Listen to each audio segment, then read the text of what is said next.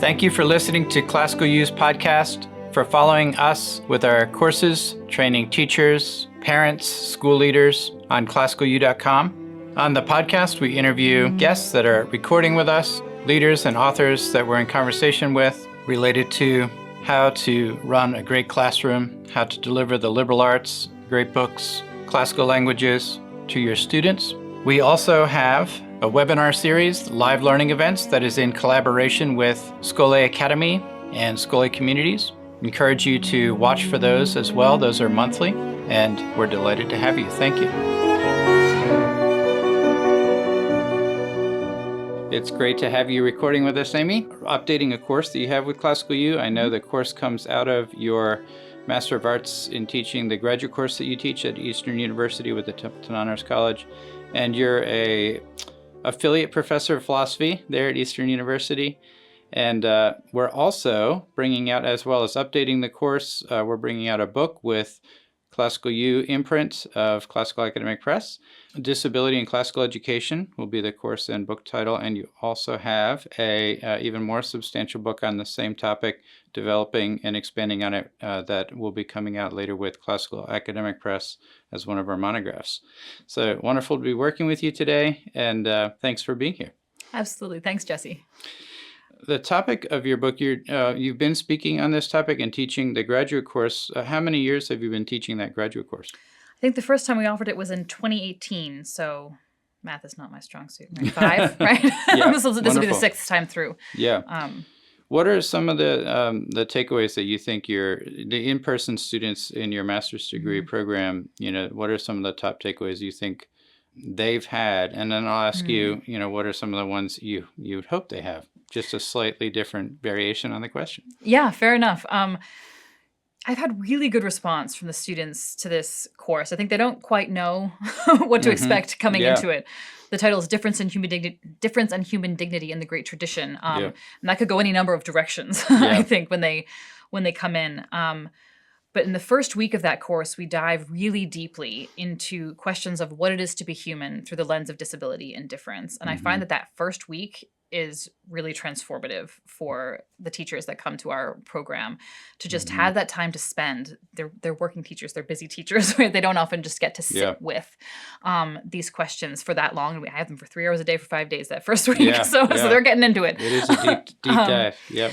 And they have told me again and again that was really impactful and powerful for them in kind of shifting their perspective on what it is to be human and on their desire to welcome certain kinds of students into their classroom. Yeah. Even if they came in with of course we want to welcome everyone, the kind of why that first week provides, I think they found really powerful. And then the second week of the class kind of really unpacks, okay, I've told you why I think you should do this, and we've unpacked it together from 8 different directions. Yeah. How do we do it? Yeah. Right. How do we start to think about this? Let's learn about certain kinds of disabilities. Let's learn about the way that those kinds of students can be best assisted in the classroom. Yeah. And I get stories all the time about teachers who have gone back and changed their classrooms. So I had one teacher tell me really recently, this made it into the lecture actually, that she set up a sensory corner this year. And that the mother of one of her students with autism came in and was like, whoa, what did you do? This is awesome. Right? This is perfect for my son. Yeah. And so I just love hearing stories like that. I'm very humbled by them, to be honest, to see kind of how planting that seed gets taken out to meet kind of children and families in real time. Wonderful.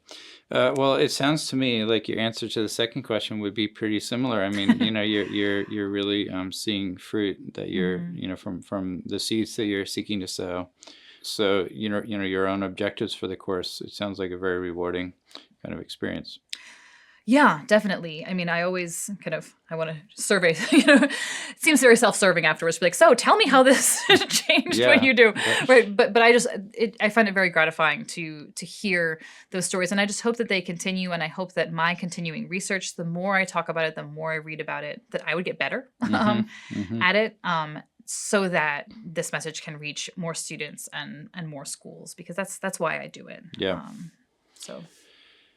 I mean, you mentioned reaching more schools. It sounds, that this has got to be a topic I've been, teacher and administrator in classical schools and serving here at Classical Academic Press as we serve schools in a variety of ways, this has to be an area that's a little bit outside of the kind of comfort zone and familiarity of some classical schools. Is that what you find?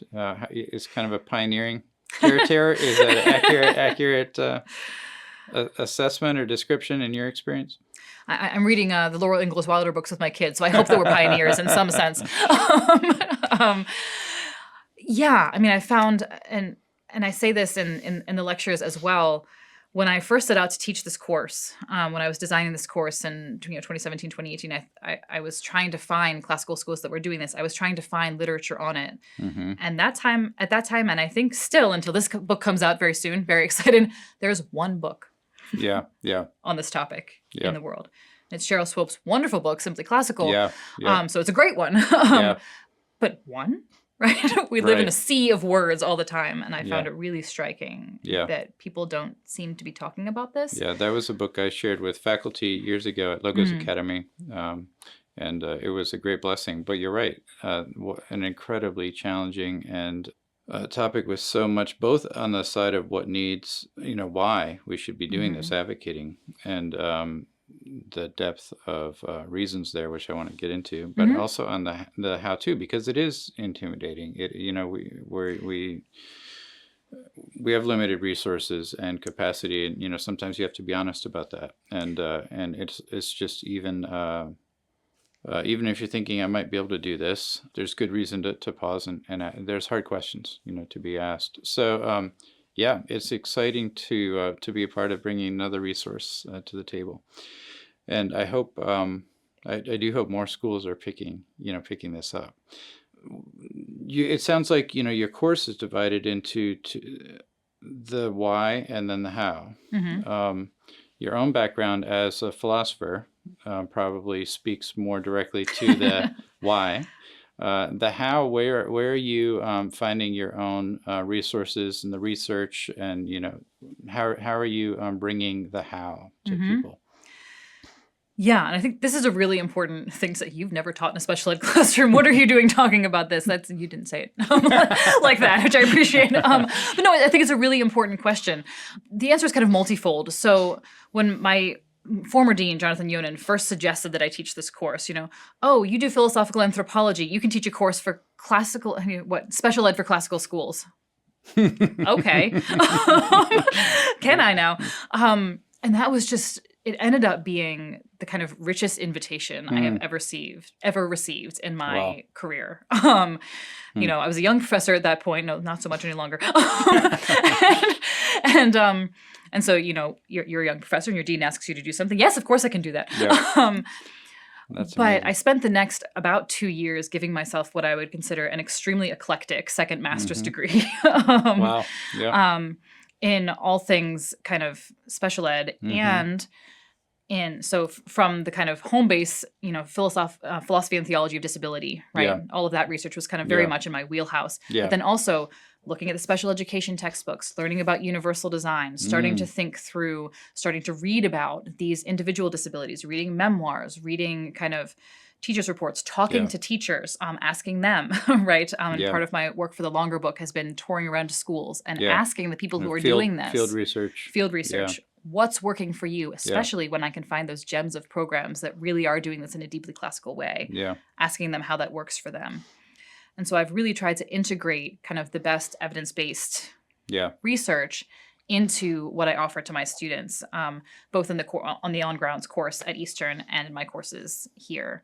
Yep. And so while there's no substitute for kind of boots on the ground work, I've really tried to make it accurate. And I've had teachers who are themselves have a deep background in special education tell me that what I was saying was accurate. Right? So I've really appreciated that confirmation as well, that they thought that the way that I framed it was helpful.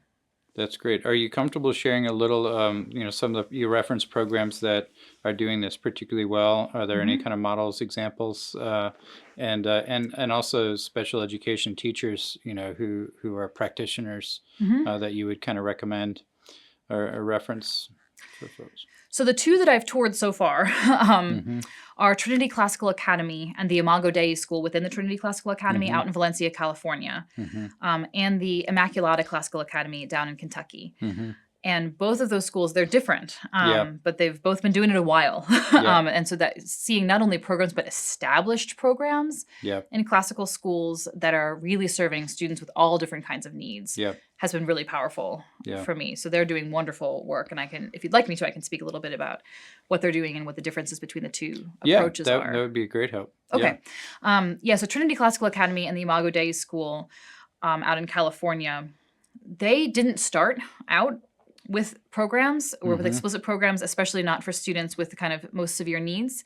But it was always part of their goal. They were always working towards that goal, they told me, especially because, and this is such a common story in schools I found that are doing this, the child of one of the founders had needs. And they really wanted him to be able to participate in this school. And so their school has multiple tracks. So they have the Imago Dei school that's within the broader umbrella of the school, and that is a self-contained classroom or school, kind of school within a school model for students who really were not going to thrive in a completely kind of mainstreamed inclusive approach. They just need that one-on-one attention more. And so that's the kind of school within a school, and there are various ways that they integrate those students into the broader school. They're really intentional about doing that, including reading some of the same texts, but in an abridged level, these kinds of things, putting them in their house system. Right. Having the biggest fundraiser for the whole school, I think this is accurate, is a run to support the Imago Dei school. And so it's just baked into their culture. And then in addition to that, they have a couple of different tiers of support within the kind of, for lack of a better term, general education classroom. And so they're developing that, right? They had kind of one tier of support. They thought it wasn't enough. And so they were, as I was talking to them back in 2020, they were developing a new, I'd love to check back in with them now and see how it went. They were developing a new kind of track that was not Imago Dei school, but more pull out, right? And they were funny. They said that they have great energy there. And they basically said, we're notorious for kind of building the ship as we're sailing it. Which I think a lot of classical schools have had that experience, certainly, so that's the one kind of school within a school model. And then Immaculata Classical, from the very beginning, was designed to welcome students, specifically students with Down syndrome, but students with other learning needs as well. And so from day one, they had that integrative mission. Amazing. And it's unusual, but in talking with them, it's huge.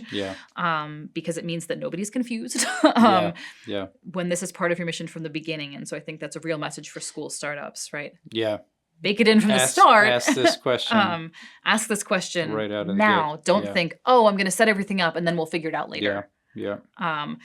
And they do a full inclusion model. So they certainly have pullouts for particular students, but the students are housed within the individual classrooms, grade level classrooms. And they were, it was just delightful to see where they are and the stories coming out. And what year was that? That was just last year in 2023. Okay. That was last fall. So. Well, thank you. That's great. How would you summarize you said like from 8 different directions when you're talking about the why, with your in-person graduate course. But what are some of the highlights, that you are able to get into in the more kind of condensed, classical U course and book of the why? So the place that we start with the why is actually with a deep dive or a fairly deep dive into the history. And so we're going back and we're reading Plato, we're reading Aristotle, we're finding the passages in those ancient texts that are so central to the classical tradition. We're seeing what they say about people with disabilities, right? And so the idea is to kind of trace the development of the idea of disability throughout history. And I'm just not able to do that in a 6-lecture course. You'll get some of that in the bigger book. And so we do that. We sit with it. We seminar around these texts to really kind of try to dig in. And then we trace it, right? We trace it through the medieval period. We trace it through the kind of development, through the development of our ideas about disability when we add in Christianity, right? How does the Christian perspective speak into what we find in the ancient world? And then we look at what happened when we kind of close the lid of the world in the modern period and we're no longer open to receiving receiving meaning, receiving our telos from outside of us. Yeah. What did that do to people with disabilities? How did that play out? And so seeing how that history unfolds is one key angle that I think we go into in a much deeper way in the class than I'm able to in a kind of abbreviated version. Yeah. What does that say to classical educators? I mean, what are some of the key challenges that that experience raises for your students? Yeah. I think as with all ancient texts, it's challenging, right? They say things that are so inspiring, and then in the next sentence, without catching a breath, they say something we find so problematic, like we don't know what to do with it. And so Plato at one point in the Republic just says, if there are people who have chronic illness, we should just not give them medical treatment because they either need to get better or die. Otherwise, they're just a drain on society. Yeah. Okay. Where do we go from there, right? Well, we do need to talk about the conditions of scarcity, right? We do need to try to situate in historical context where medical care meant something different. Yeah. But then we also need to figure out kind of how does that fit into Plato's broader picture? How might a Christian understanding really have to challenge that? Yeah. And so I think grappling with these texts is really crucial in understanding our own history, because sometimes you'll see us saying similar, we think we've evolved, we've progressed so far, but you look at some rhetoric now, we talk about lives that aren't worth living. Yeah. Right? That has a strand all the way back to what Plato is saying. And so I think we're always tempted to kind of stand from our kind of progressive height and judge the past. Yeah. When really, I think that oftentimes it's judging us, or we've now kind of stepped back into a more pagan way of thinking about things. Yeah. What I know a lot of your resources go back to Augustine. What are some of the standout texts in the Christian tradition that kind of challenge some of these assumptions that we tend to make, as humans or, outside of a specifically Christian challenge? So Augustine has a beautiful passage, and I've kind of really keyed in on a term of his. He is trying to talk about the terminology here. Oftentimes, people with physical disabilities in the ancient world are called monsters, right? And that term actually, alas, continues all the way through the early modern period. And so Augustine's I love how direct he is in just addressing questions of his culture head on. He basically says, okay, what do we make of people who are so obviously different? Because especially people at that time took disability to be a judgment from God. Yeah. Yeah. Right? Right. What did we do, right? Yeah. To have this happen, right? And Augustine takes the question, he faces it head on, and he says, basically, we need to understand everything under the umbrella of providence. Right? He says, look, are we really so shocked that Providence might have someone born with 6 fingers, right? Is one example he gives, right? Or someone born with kind of a more twisted body or things like this, right? He basically says we have to allow that people who are so kind of different in obvious ways might have what he calls a strange vocation, right? Might have strange vocations that speak to us in a particular way about the providence of God because they jar us out of our ability to just kind of stop thinking about our world. And that God might have actually a particular call on their lives that we need to be open to. And just think how different that perspective is, right? From a perspective that says, you're not useful, right. And so we need to get rid of you. Right. It's giving a prophetic role, a particular revelation of the divine in a world that's calloused or, blind. To the disabled. Yeah. And I think we're all more familiar with, the Christian idea of human dignity and that, every person is, in the image of God. But you're unpacking this even in more generally human terms as well, not entirely relying on the Christian tradition. How do you go about that?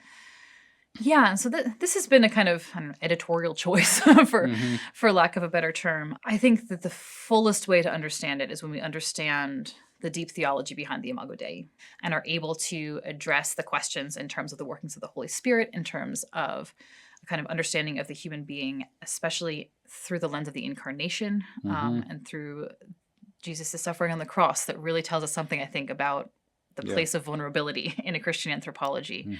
But I also wanted everything that I'm writing to be kind of accessible to a broader audience. And so when I dig really deeply, as I really hope to do in future projects that are as yet to be, I can't even finish my current ones, right?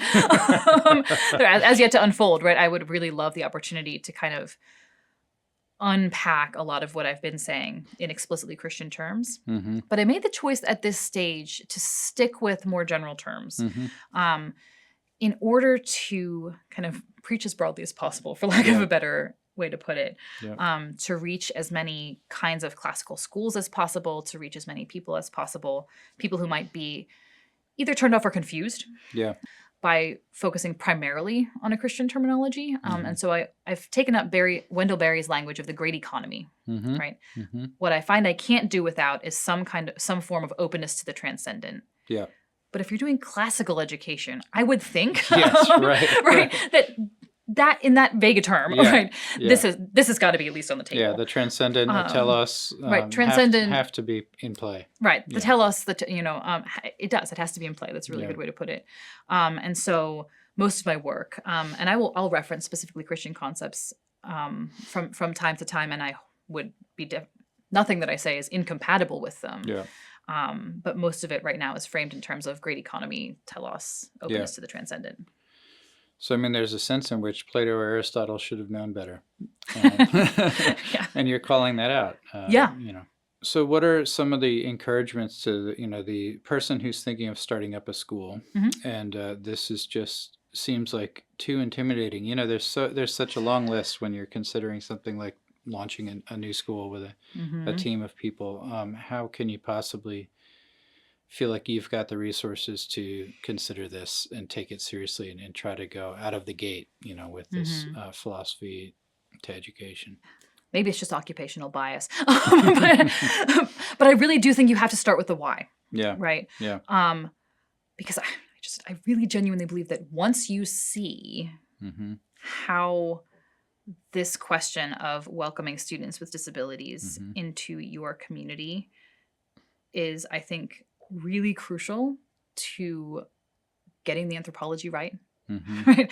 To having a school that fully embodies true human community that leads students towards their telos, right? Once you see, I think, that welcoming students with disabilities is not a tangential issue, but is central to your ability to accomplish your primary mission. Forming all of the students.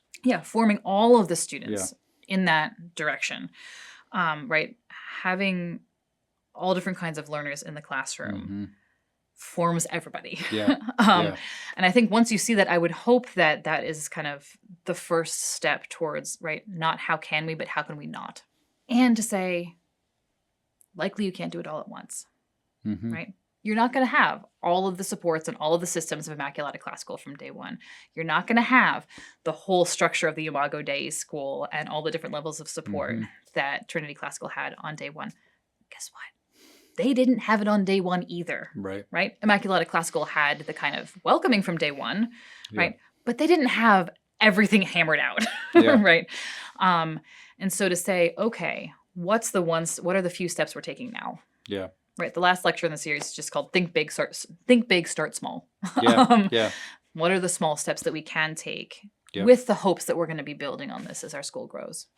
So having the commitment from the beginning is what you're recommending strongly, and think hard about the why questions, dig in, and then the think big, start small, take the baby steps that commit you and move you in the direction.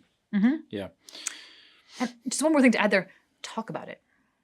Right? I feel like make oftentimes... Make it a part of your own reason for being. And make it something that your teachers feel comfortable talking about. Right? Have it be always something that you're willing to discuss. Yeah, that's a big deal. I mean, the kind of professional comfort, faculty are intimidated and frightened in this area. And how do you recommend making it a conversation that is kind of achievable between, administration? Schools have these various constituencies, parents, teachers, administration, and it can be a really challenging topic between all three of these kind of basic zones, in the school. Yeah. The more I research disability, the more, whenever the topic is raised, it's just a lightning rod. Yeah, for sure. Which to me is like, it's just diagnostic, right? It just cuts to the heart of things. Yeah. Like nothing else I've ever seen. But that can be difficult to navigate. I think one of the main things that I've seen, obviously this is a huge question. So just to kind of give a couple of first thoughts. One of the main things I've seen in schools that seem to have developed helpful cultures around this is that the administration is always asking the teachers, how can we support you? So in the same sentence that they're saying, we're going to do this, right? They're also saying, what are you struggling with? And how can I support you? Right? Because when you get that top down, we're going to do this, and then the teachers just feel overwhelmed and unsupported, and you've asked me to do something, but I can't do it, and I'm already overworked and underfunded, as is most often the case in most schools that I talk to. That can create a really toxic culture. Because they're basically being asked to give support that they don't have the training or the resources to give. Right? And so I would say, if you're really serious about doing it, first of all, if you're really serious about doing it, figure out what resources you're going to direct towards it from the start, and just have we're going to do this, how can I help you? Right? This kind of collaborative approach. What are you seeing? Right? And this collaborative approach works with parents too, between teachers and parents, between administrators and parents. So when we think about how kind of collaboration between teachers and parents and administrators work in the public school system, they're often kind of in these IEP meetings. And I have just heard described over and over again how an IEP meeting is a parent sitting on one side against a panel of experts about his or her child on the other side. And even the very kind of architecture of the situation is combative. Even when it's not intended to be. Right. And so I think that when we are reaching out to parents, from administrators or teachers, asking them how they see their student, what are your hopes for your child, what are your experiences, what are your wounds that you've acquired along the way so far, and ask that question that way, and things will come out quickly. Getting on the same page of seeing the student as a whole person, and seeing whether the school is the best fit, or if we've decided the student is here, how we can best support them within the resources of our school together, I think it's huge, right? Not letting kind of resentments develop, but really kind of forming a team together such that nobody has to be primarily an advocate, right? We're all advocates for the kid, and that can, I think, create really powerful collaboration. I want to go back to the piece that you pulled out from Augustine with his striking phrase, strange vocation, because I want to relate it to that idea of all of the students being formed, because classical education is, centrally about anthropology and, what it is to be human, and forming our humanity, calling that forth. So what is it that is missing when schools don't do this? What are the blind spots that we're shaping, kind of reinforcing these blind spots within ourselves, within our students, when we're not welcoming and including, kind of all of these particular callings that God has? Yeah, so I think that the anthropology, the understanding of what it is to be human, that undergirds the entire classical project is this open anthropology, right? We are open to the transcendent, which means we receive our nature, we receive our being, we receive our telos from outside of us. And so the two ways I talk about it are that it's an anthropology, it's an open anthropology, three ways, I guess. It's an open anthropology. It's an anthropology of being rather than an anthropology of doing, right? You have the telos that you have, not because you have certain capabilities, but because of the kind of being you are. And then secondly, the kind of corollary to that is that it's an anthropology of relationship rather than an anthropology of accomplishment, right? So our main focus is not, how high can you fly? What can you do, right? What are you going to accomplish, right? This is like our American ethos, right? But what are you? Who are you? Whose are you? And that whose are you, right? God's first, but then the whole community. Mm-hmm. And so if we set up these communities of classical schools that are trying to lead us towards this idea, whose are you? We are human beings in relationship to one another. That's part of what it is to be human. We are not belong. isolated individuals. Yeah. What are we telling our students? How are we teaching that to our students when we have kind of created this artificial community Yeah. that doesn't have Yeah. students who are different? Yeah. Right? That doesn't welcome people Yeah. who are not able, that kind of excludes certain people because they're not capable of achieving certain levels of doing. Yeah. It says something about the belonging of everyone. Yeah. When there's certain folks that we've more or less made so they can't belong or don't belong. Mm-hmm. Yeah. So that's warping the anthropology, the understanding of every student's relationship to each other, to God. Are there any particular, funding or legal resources that you would? This is just, I keep coming back to the kind of sheer intimidation factor, or whatever the right phrase would be. Just that you would point people to. As an encouragement or a help potentially as they think about, okay, maybe I'm going to take the course. I want to hear why. Will there be help in there to say maybe I can do this? So a couple of different thoughts there. The first is that there are some resources that are available to you through your public school districts, right? And I think sometimes classical schools, we define ourselves against public education, right? Yeah. And we don't realize that, well, you pay your taxes, right? And there are there are resources that are available to us through those public school systems that don't require us to go to public school. And so some things you can only get if you go to the public school. But if you can show that testing is warranted through a certain systems of documentation and things like this, at the very least, certain children can qualify for testing, which when you try to fund it privately is extremely expensive. And the public school is required to develop an IEP, an individualized education plan for the child. Now, if you're studying into a private school, neither the public school nor the private school are legally obliged to follow it. But hearing what their suggestions are, I think, can be really a helpful resource. A helpful resource. And so, and I can't speak any more specifically than that because every state works differently. But figure out how to do that for the kind of school administrator, right? And I think this can actually be a really powerful form of welcome for schools. If the school administrator knows how to do it and has cultivated good relationships with the people in the district, which can be tricky. That is such a gift to parents who otherwise just have to figure it out as though this has never happened to anyone before. You can walk parents, you can support and serve parents through that kind of bureaucratic process. And that's a huge support. And it's a form of welcome in and of itself. I'm willing to help you do this. And give everyone the confidence that, their professionals are with us as well as, with the public school system. We've got a team here that extends beyond our immediate independent or Christian school community. For sure. Let's make the use of the best of the resources that the broader society has to offer. And sometimes students even qualify for services provided either in your school or after school.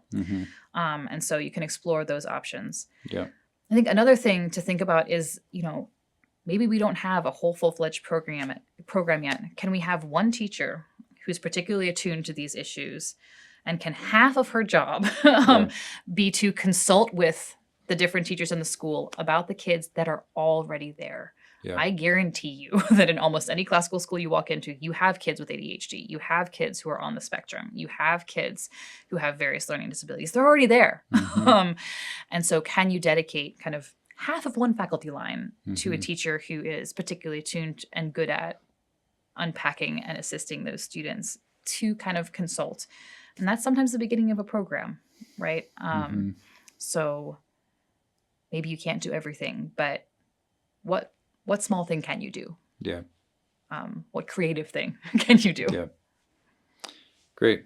This feels related, the topic of disability in education feels related to me to other kinds of challenges that we have to overcome in society, with differences in income, between families, ethnic, racial background categories that can, be areas of difference, between students and families.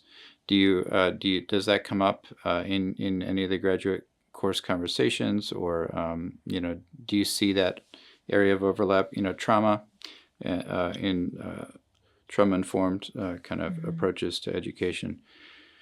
Are there relationships there? Are there benefits to your approach to kind of anthropology and this? Does it apply elsewhere? I mean, I like to think it applies elsewhere, because when we're doing anthropology, right, we're talking about the whole of humanity, right? I do spend an entire day in the graduate course on the question of race and special education. Yeah. There's a deep literature on this question, a deep and complex kind of relationship between how we navigate those intersections in our culture. And so we stop and talk about that in the On Grounds course. And so certainly that's, and I think that our thoughts about difference generally apply there as well. But in different ways, not necessarily always on exactly the same metrics. Yeah. In terms of trauma-informed teaching, this is an area that I'm increasingly interested in. Techniques for trauma-informed teaching and techniques for universal design often go hand in hand, and I'm really interested. I'm sure there's a literature about this that I'm just beginning to tap. Yeah. Trauma and disability often present in similar ways in the classroom with similar kinds of behaviors. Yeah. And so even kind of discerning, to what degree do we even know whether to what degree do we even need to know whether a behavior is coming from trauma or coming from disability in order to meet it where it is, right? Behavior is communication, right? I think is a really helpful place to start. But thinking about students with trauma and how to serve them and how to distinguish, right? Because there are places where kind of meeting the needs of a student with trauma are going to be different from meeting the needs of a student with a particular disability. And so I think trauma-informed teaching and universal design really need to kind of go increasingly hand in hand. And I'm excited to do some more research into that area, but I haven't done a ton yet. Yeah.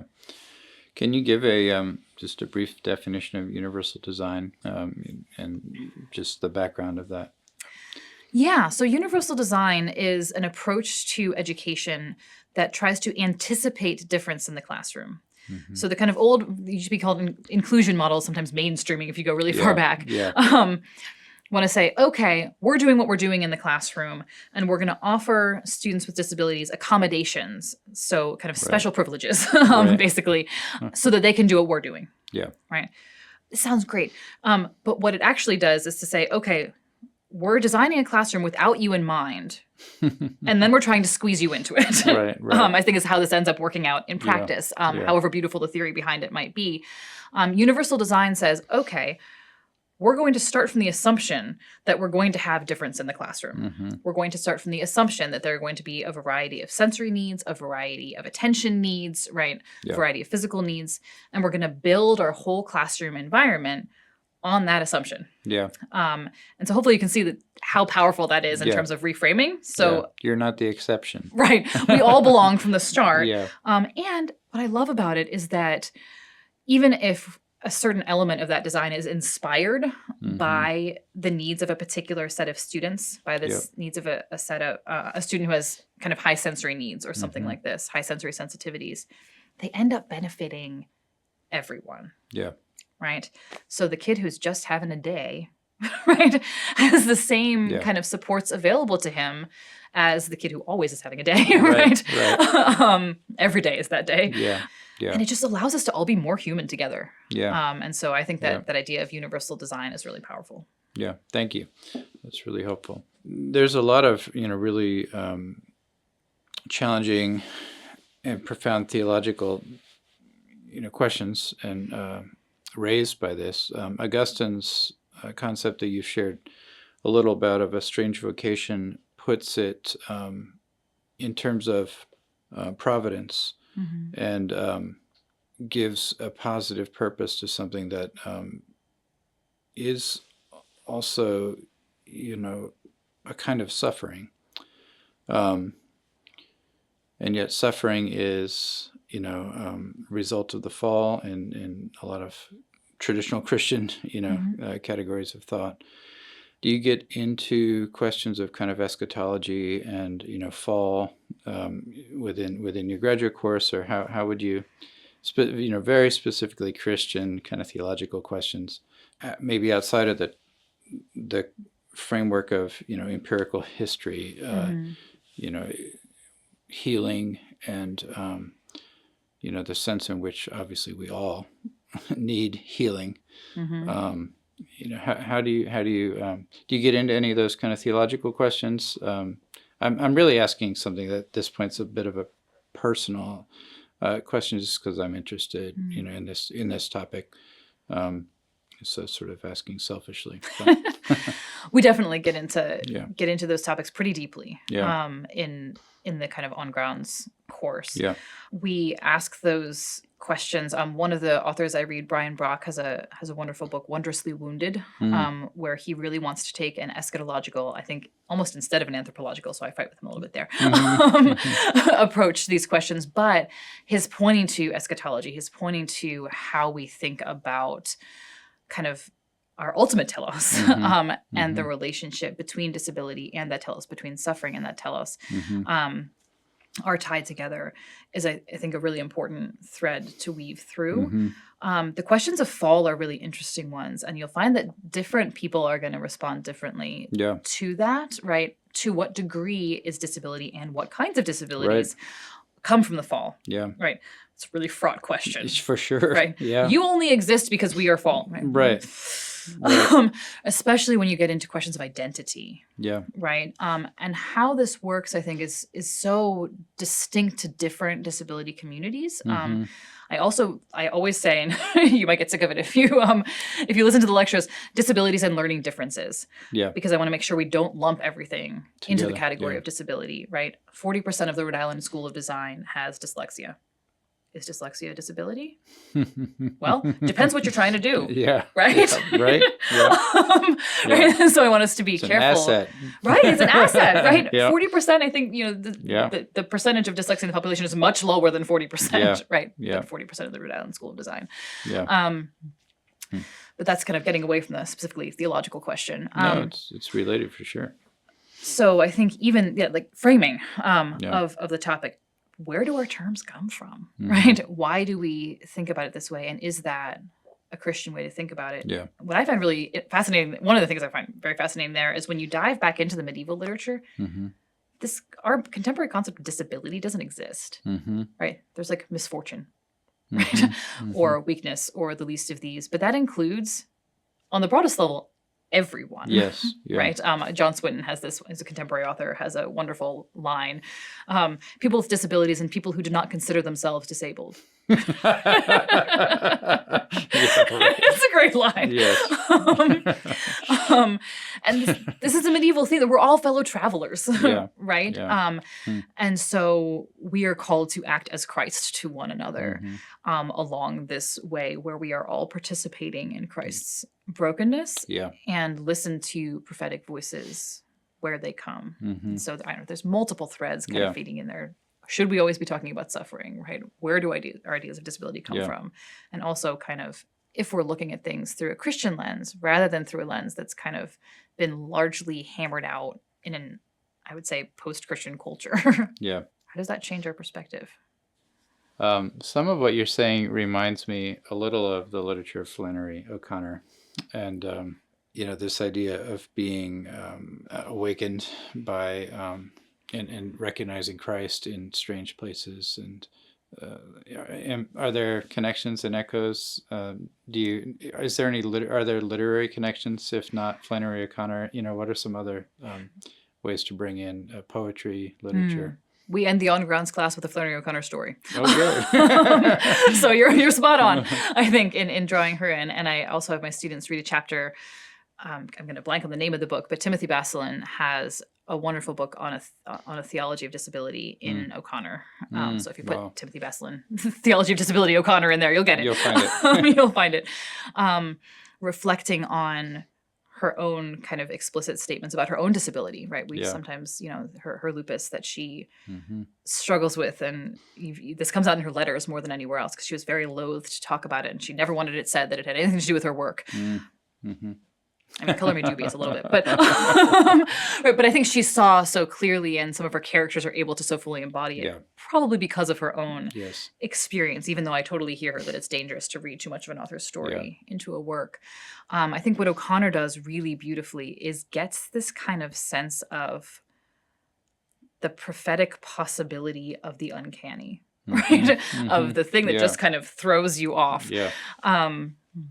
And she's just brilliant about it. And kind of, if you haven't squirmed a little bit in the O'Connor story, like you're not reading it right.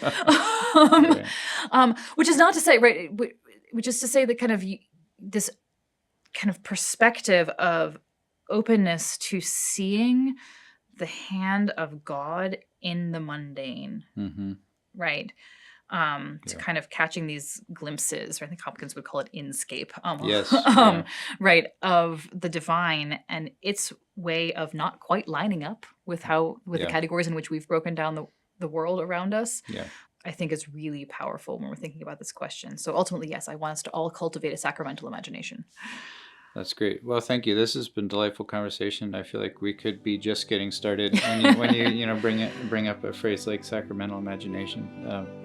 But thanks so much. Anything else you'd want to say in closing that we haven't touched? I don't know. Thanks so much for having me. Is the main point, and I'm really looking forward to kind of seeing where these projects lead into opening up conversations about disability in classical education, because I think that this is somewhere where the classical renewal movement really needs to start devoting some energy. So I hope that.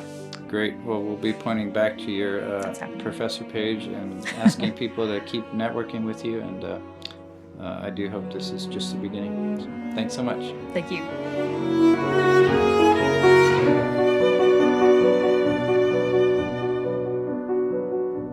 You've been listening to Classical U's podcast. Thank you for tuning in. We release podcast episodes once a month with our presenters. Please also check out our live learning events, webinars in collaboration with Scholé Academy and Scholé Communities.